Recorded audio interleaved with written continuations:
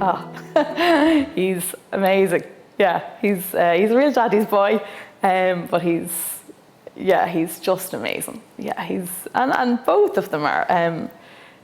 They've just changed our lives so much. Yeah, and there just isn't a day that goes by, and I genuinely mean it when I say, you know, we look at them and we are so unbelievably blessed that we stayed fighting for them, and we got there in the end.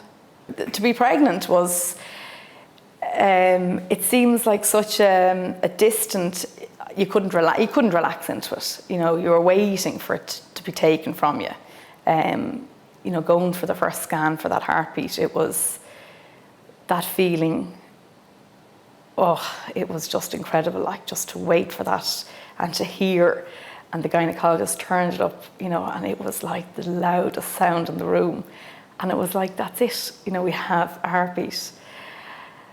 And yeah, you went on from there, but you were just living day to day. You genuinely were waiting for it to be taken from you. You know, that doesn't leave you. It just seemed like such a miracle. Could it really be happening after all this time?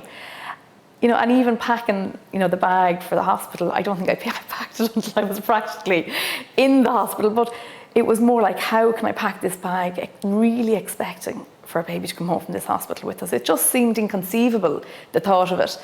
But it was just amazing. I actually think I enjoyed it the second time around the pregnancy, because I kind of relaxed more into it, whereas the first one was totally nerve-wracking, you know. But in saying that, you know, I genuinely believe it makes you appreciate what you have so much more. You know, it wasn't, neither of my babies were easy got. You know, every single day, still, we look at them and say, they are miracles, like, absolutely miracles. The emotional, absolute roller coaster that's involved in IVF. You know, so you have that emotion, you can pick yourself up, but your bank balance is just depleting the whole time, and you have nothing to show for it. And that longing and that, you know, hoping, and that doesn't go away. Just, you know, if somebody sat in front of you and said, this isn't going to work because we can medically see X, Y, or Z, there's an acceptance maybe. But when there's not, when you're diagnosed with unexplained infertility, you're making eggs, they're fertilized, and they're just not taken.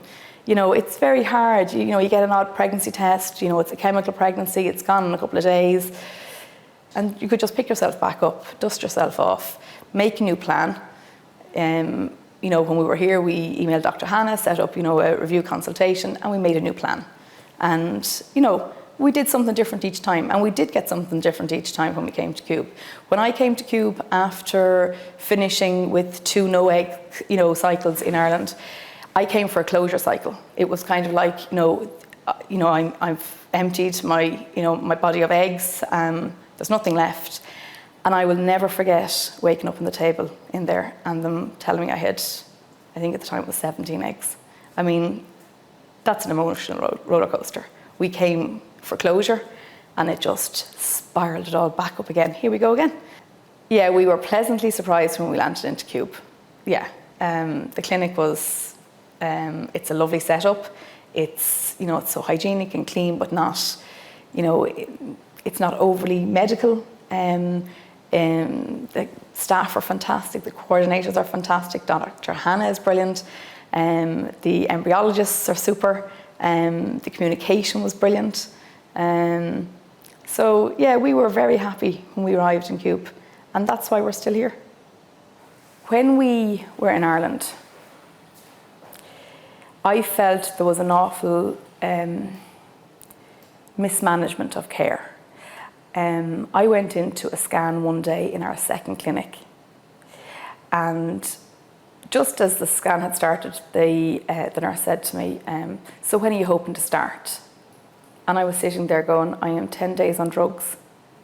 Are you not seeing follicles here? She didn't even know what day of, we'll say, the cycle I was on. And that's when I kind of sat there going, oh my God, what's going on here? Like, and then the next day I could go in, it would be a different nurse. And you know, there was no continuity of care. Whereas with Cube, you start with your coordinator and she brings you each step of the way. And you don't ever, you know, they're liaising with Dr. Hannah, and you know from emails there's the doctors are being consulted with, but you have one person to take care of you, and you begin to trust them, and that's really important, especially when you're coming outside the country. I think it's very important that you feel somebody knows who you are, somebody knows where you live, somebody knows what cycle you're on, or what day of your cycle you're on.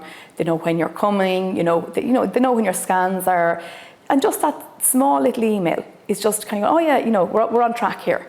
You're never left kind of going, oh, nobody's come back on that email, or and like when we started here, we were so afraid of there being a language barrier. Like, that's just not the case, and we would be, we're country people, and to leave the country to do something like this was a huge step for us, and it never became an issue once we walked in the door here. The communication is just really good, and the care is fantastic. Yeah, because we came back after having our first. We didn't delay too long. We had a transfer. I think David was about 8 months. We had our second transfer, and we went home and we were busy and we were parents, and anything on top of this was, I firmly believed coming, we could never be this lucky a second time. And here we are, baby number 2 arrived, and bouncing baby girl, and it's just changed our lives forever. Yeah, absolutely. So pretty much, I remember actually being in the maternity saying to my husband, please tell me we can have another one. And that was in the maternity, like.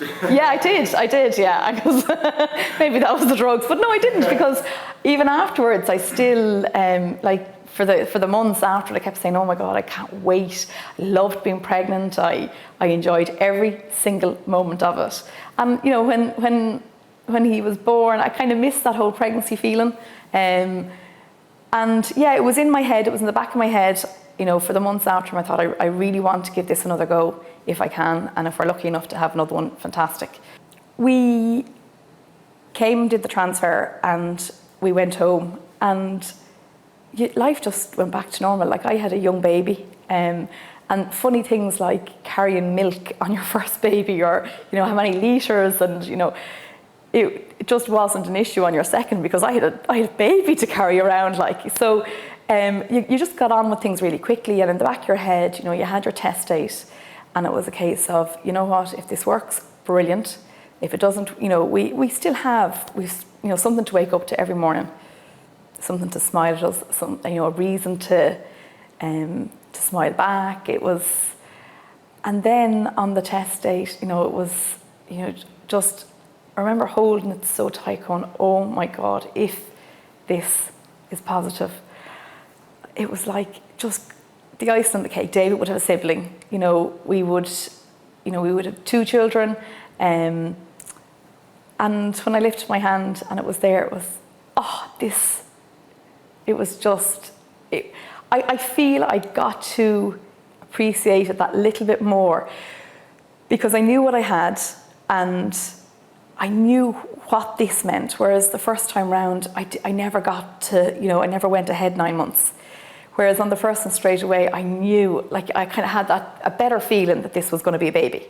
With Marie, I think I settled more into it, and I got to just appreciate the pregnancy a bit more, and it kind of went faster because we were just so busy with David, and life just continued, and this little thing was growing in the background, and and Marie arrived then, yeah. And people say to you then, so you're finished now, you have your boy and your girl, and in the back of your head you're going, yeah. So kind of, you like to throw the limelight off yourself, because you're always protective of trying again and maybe not working. So I would just, people tell me I'm finished, and I go, oh, okay, yeah, it's lovely. But no, in the back of my head. IVF Cube, the touch of a new life.